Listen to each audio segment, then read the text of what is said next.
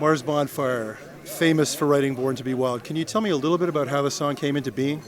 I sure can. I was in a Canadian rock band, the Sparrow, and after playing around Ontario for a few years, we decided to try it in the United States.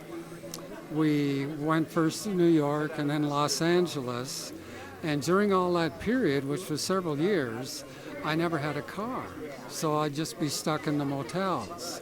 Finally, I got my first car, a Ford Falcon, in Los Angeles, and I drove out to the ocean there, which I'd never seen before, up to the mountains, out to the deserts. And it was that feeling of just driving around and seeing things for the first time that inspired the whole theme of the song. Lyrically, musically, it's based on a blues type song. That's why it has that very repetitive guitar riff. So I had the guitar riff going in my mind for a while, and then when I got the vehicle and drove around and got all excited about the amazing options down there, the lyrics just poured out. I didn't really have to work hard on it.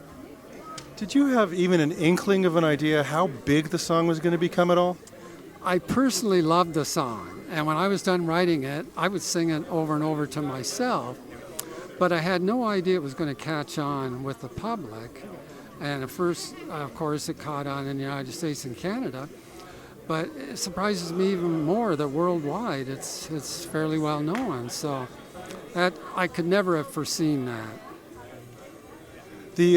I heard that where you were sort of had your guitar on your back and were going into publishers' offices playing the song and seeing if you would get a publishing deal, that in the end, no one would take it or they wanted to change it. And you said, no, this is my song, this is how it's going to stay.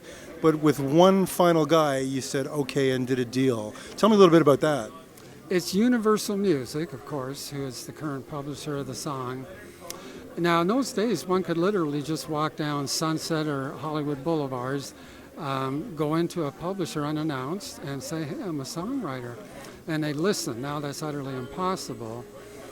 But Universal actually liked some other material I'd written, and they signed me to an exclusive writer deal. And it's not that they didn't like Born to Be Wild, but that was not their main incentive for signing me.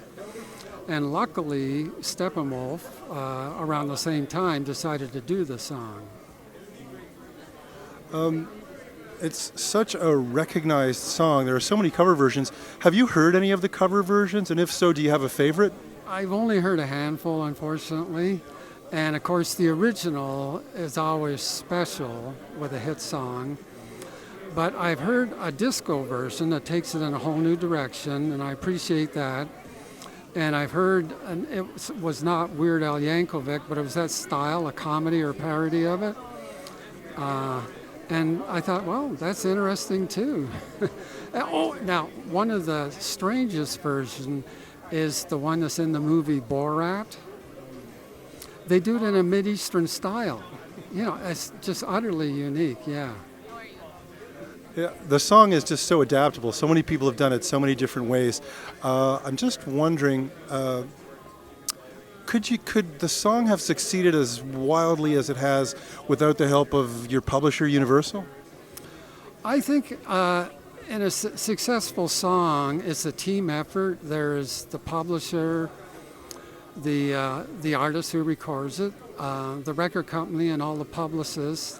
So I think everybody had an important part to play, and I just couldn't predict what might have happened had a different group recorded it, or had even the same group recorded it, but they were on a different record label, or a different publisher published it. It was the perfect combination of people for that, to make it what it is.